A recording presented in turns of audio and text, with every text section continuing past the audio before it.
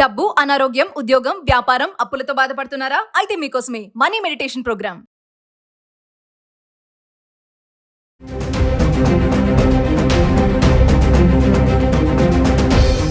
నమస్కారం, నేను మీ అడ్వకేట్ సంగీత. యాన్సిస్టర్స్ ప్రాపర్టీ అంటే తాత ముత్తాతల కాలం నుంచి వస్తున్న ఆస్తి విషయంలో దాన్ని ఎలా పంచుకోవాలి అనే దానిపైన కొంచెం ఆ చట్టాన్ని కొన్ని సవరణలు చేయబోతుంది కేంద్ర ప్రభుత్వం. ఇప్పుడు అది పార్లమెంట్ లో కొంచెం ఆమోదం పొందాల్సింది.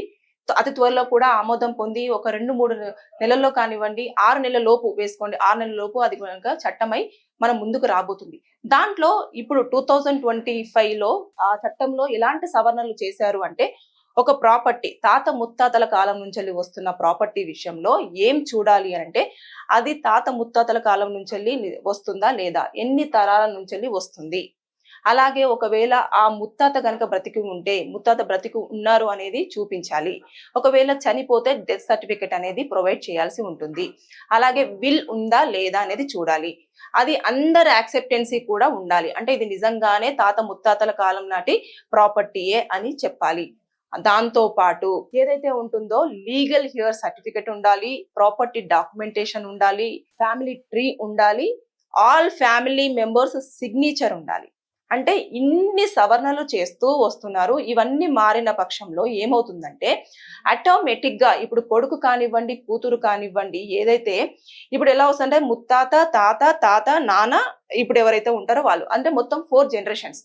ఈ 4 జనరేషన్ లో ఎవరైతే పిల్లాడు కానివ్వండి పుట్టారంటే, ఆటోమేటిక్ గా ఆ ఆస్తిలో వారికి వాటా అనేది ఉంటుంది. సెపరేట్ గా వారికి వాటా ఉంది అని ప్రూవ్ చేసుకోవాల్సిన అవసరం లేదు. ఆటోమేటిక్ గా అది జనరేట్ అయిపోతుంది. అతను కూడా ఆ ఆస్తిలో వాటాదారునిగానే ఫిక్స్ అయిపోవడం జరుగుతుంది. ఇది కొన్ని స్టేట్స్ లలో ఇప్పటికీ రన్ అవుతుంది. మన స్టేట్ లో కొత్తగా ఈ 2025 లో దీన్ని సవరణ చేయాలని చెప్పేసి కేంద్ర ప్రభుత్వం నిర్ణయం తీసుకోవడం జరిగింది.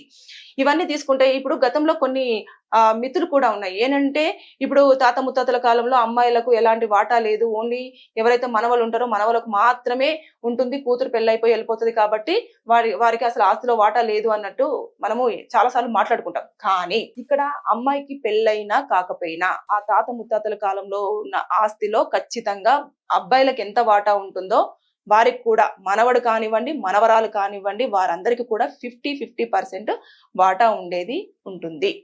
అంటే ఇలాంటి సవరణలు ఆటోమేటిక్ గా చేసే విధంగానే అన్ని ప్లాన్స్ చేశారు. ఇవన్నీ కూడా కోర్టులో ప్రూవ్ చేసుకోవాల్సి ఉంటుంది. ఒకవేళ గనుక మనకు ఆ ప్రాపర్టీ విషయంలో కొన్ని గొడవలు జరుగుతూ ఉంటాయి. అంటే ఒకరే వారి దగ్గర పెట్టేసుకొని ఇది మేము ఇవ్వము, మీరు ఏం చేసుకుంటారో చేసుకోండి అని చెప్పేసి అంటారు కదా. అప్పుడు అలాంటి టైంలో ఏదన్నా గొడవల నేపథ్యంలో కానివ్వండి, ప్రాపర్టీ కొంచెం లిటిగేషన్ లో ఉన్నప్పుడు కానివ్వండి, కోర్టులోకి వెళ్ళి ఇది లిటిగేషన్ లో ఉంది, దీనికి సంబంధించిన పూర్తి వివరాలు కావాలి, పూర్తిగా మేము అన్ని సబ్మిట్ చేస్తున్నాము అని చెప్పేసి ఒక పిటిషన్ ని ఫైల్ చేసుకోవాలి. అంటే మనకి 4 ఫాదర్స్ నుంచి వస్తున్నాయి. నేను ఇందాక చెప్పాను కదా, ఆ డాక్యుమెంట్స్ తో పాటు ఇక్కడ ఇప్పుడు 2025 లో వచ్చే సవరణలు అవి కదా. ఇప్పుడు మనం ఏమేమి ప్రొవైడ్ చేయాల్సి ఉంటుందంటే, లీగల్ హియర్ సర్టిఫికేట్ అంటే కుటుంబ సభ్యులకు సంబంధించినది ఒకటి ఉంటుంది. అంటే ఇప్పుడు ఒక ఫాదర్ కి ఎంతమంది సన్స్ ఉన్నారు, ఎంతమంది డాటర్స్ ఉన్నారు, వాళ్ళ డాటర్ కి ఎంతమంది మళ్ళీ పిల్లలు ఉన్నారు, సన్ కి ఎంతమంది పిల్లలు ఉన్నారు అనేది ఒక లీగల్ హియర్ సర్టిఫికేట్. అది వచ్చేసి గవర్నమెంట్ ఎంప్లాయీ అయితేనేమో ఎంఆర్ఓ ఆఫీస్ లో ఇవ్వడం జరుగుతుంది. ఒకవేళ ప్రైవేట్ ఎంప్లాయీ అయితేనేమో మనం కోర్టు పరంగా తీసుకోవాల్సి ఉంటుంది. అది లీగల్ హియర్ సర్టిఫికేట్ ని సబ్మిట్ చేయాలి. ఆ ప్రాపర్టీకి సంబంధించిన డాక్యుమెంట్స్ కూడా సబ్మిట్ చేయాల్సి ఉంటుంది.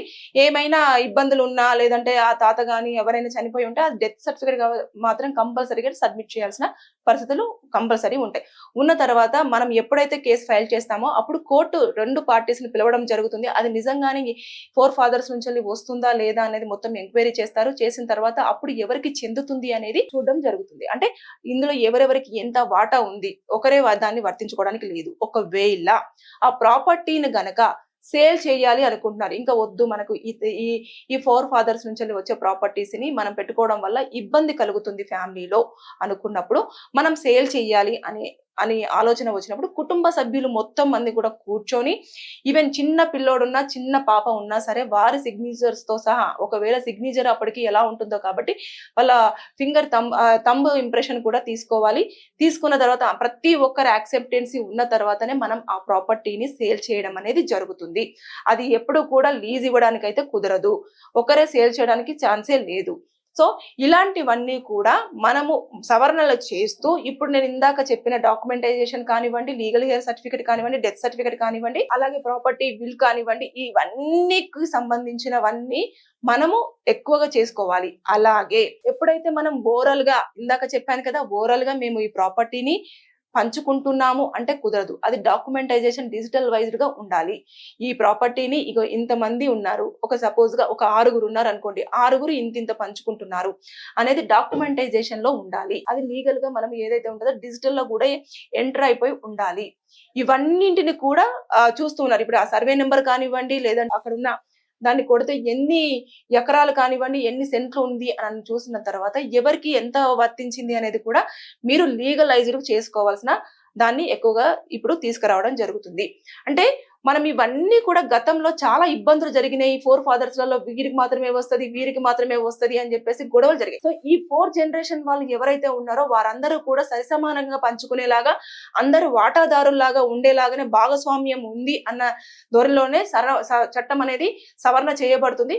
అతి త్వరలో అది మన ముందుకు రాబోతుంది. ఒకవేళ సెల్ఫ్ ప్రాపర్టీ అయిందని అనుకోండి, అది మనం ఇంకేం చేయలేము. అది తన కష్టార్జితంతో సంపాదించుకున్నాడు కాబట్టి తను ఎవరికైనా ఇచ్చుకోవచ్చు. అది ఎవరికి ఇచ్చినా కూడా తన ఉద్దేశపూర్వకంగా ఇస్తున్నాడు కాబట్టి దాని మీద మనం ఎలాంటి క్వశ్చన్ చేయడానికి కానివ్వండి, ఎవరైనా నాకు రావాలి, నాకే కావాలి అని చెప్పేసి ఫైట్ చేయడానికి కానివ్వండి, ఎలాంటి రైట్స్ వాళ్ళకి ఉండవు. సో ఇప్పుడు 2025 లో కేంద్ర ప్రభుత్వం ఇలాంటి సవరణలతో కొత్త చట్టం రాబోతుంది కాబట్టి ఇప్పుడు వస్తున్న ఏదైతే 4 ఫాదర్స్ కి సంబంధించిన ప్రాపర్టీ అనేది చాలా క్లియర్ గా డివైడ్ అనేది జరుగుతుంది అని చెప్పేసి చాలా కూడా అందరూ హర్షం వ్యక్తం చేస్తున్నారు. అంటే ఇంకా కొట్లాటలు ఉండవు, ఏమీ ఉండవు, అందరికీ సరిసమానంగా భాగం వస్తున్న తర్వాత ఎలాంటి గొడవలు లేకుండా ఉంటుంది. అన్ని డిజిటల్ రూపేనా లేదా తర్వాత రిటర్న్ గా లీగల్ గా డాక్యుమెంటైజేషన్ అయి ఉండాలి కాబట్టి అవన్నీ కోర్టులో సబ్మిట్ చేయాలి. ఒక ప్రాపర్టీ అనేది కంపల్సరీగా ఒకరు సేల్ చేయడానికి ఉండదు. ఒకవేళ సెల్ఫ్ అక్యూజ్డ్ ప్రాపర్టీ అయితే మాత్రం మీ వారికి సంబంధించింది లీగల్ గా చేసుకోవాల్సి ఉంటుంది. కానీ ఇలాంటి యాన్సెస్టర్స్ ప్రాపర్టీ మాత్రం కంపల్సరీగా ప్రతి ఒక్కరి సిగ్నేచర్ ఉండాలి, ప్రతి ఒక్కరు దానికి అటెండ్ అవ్వాలి, ప్రతి ఒక్కరు యాక్సెప్టెన్సీ ఉండాలి. ఇవన్నీ నేపథ్యంలోనే మనం దాన్ని సేల్ చేయడం అనేది జరుగుతుంది. లీజుకు మాత్రం ఎప్పుడైనా సరే గుర్తుపెట్టుకోండి, ఎవరైనా వంశ పరంపర్యంగా వస్తున్న ఆస్తి ఒక్కరే వచ్చి ఇది లీజుకి ఇస్తాము అంటే మాత్రం ఒకసారి ఆలోచించండి. ఒకరు లీజుకి ఇవ్వడానికి కుదరదు. అందరి యాక్సెప్టెన్సీ ప్రతి దాంట్లో ఉండాలి, అందరు భాగస్వామిలే. సో కొత్త చట్టంలో ఇలాంటివన్నీ రాబోతున్నాయి కాబట్టి ఈ యాన్సెస్టర్స్ ప్రాపర్టీలో ఆడవారికి కూడా, అంటే ఎవరైతే మహిళలు ఉంటారో పెళ్లి చేసుకొని పోయారు, కట్నం ఇచ్చాము, వాళ్ళకున్న అప్పులు మరి మాకున్న అప్పులు తీరుస్తారా లేదా, ఇలాంటివన్నీ వాదనలు వినిపిస్తూ ఉంటాయి కదా. అవన్నీ లేవండి. ఆటోమేటిక్ గా వాళ్ళకు కూడా గతంలోనే ఉన్నది, ఇప్పటికి కూడా అది వర్తిస్తుంది. అలాగే వాళ్ళ పిల్లలకు కూడా రాబోతుంది ఆస్తి. మానవులు మనవరాళ్ళు అందరూ కూడా దీంట్లో వాటాదారులుగానే ఉండే అవకాశంగానే ఈ సవరణ అనేది జరగబోతుంది. సో ఒకటి, ఇంకా పార్లమెంట్ లో బిల్లు ఆమోదం పొందింది అని అంటే ఇంకా అది అప్లికేబుల్ అయ్యే ఛాన్సెస్ అతి దగ్గరలోనే ఉన్నాయని చెప్పేసి మనం అనుకోవచ్చు. ఇప్పుడైతే మీరు ఏదైతే ఉందో ఇప్పటికైనా నేను చెప్తున్నాను, మీ దగ్గర 4 ఫాదర్స్ సంబంధించిన ప్రాపర్టీ ఏది ఉన్నా సరే లీగలైజ్డ్ చేసుకోండి, లీగల్ డాక్యుమెంటేషన్ తీసుకోండి. ప్రతి ఒక్కరికి ఎంత వాటా వస్తుంది అని చెప్పేసి అనుకున్నారో అంతంత వాటాని మీరు డాక్యుమెంట్స్ రూపంలో ప్రిపేర్ చేసుకోండి, డిజిటల్లో ఎంటర్ చేసుకోండి. ఇవన్నీ చేసుకున్న తర్వాత మీకు ఎలాంటి ఇబ్బంది లేకుండా ఉంటుంది. కొత్త చట్టాలు వచ్చిన తర్వాత మళ్ళీ ట్రబుల్ అయ్యే అవకాశాలు ఎక్కువగా ఉంటాయి. కాబట్టి ఒకసారి రాబోతున్న చట్టాలను మీరు ఎప్పటికప్పుడు అవేర్నెస్ తెలుసుకోండి. ఆ చట్టంలో వస్తున్న సవరణల ప్రకారంగా మీరు కూడా మీ ప్రాపర్టీని అదే విధంగా అనుకూలంగా మార్చుకుంటూ రండి. అప్పుడు ఎలాంటి ఇబ్బందులు కూడా ఉండవు. మీకు గనక ఏదైనా లీగల్ గా అడ్వైస్ కావాలంటే కింద కామెంట్ చేయండి, దానిపైన నేను వీడియో చేస్తాను. Thank you.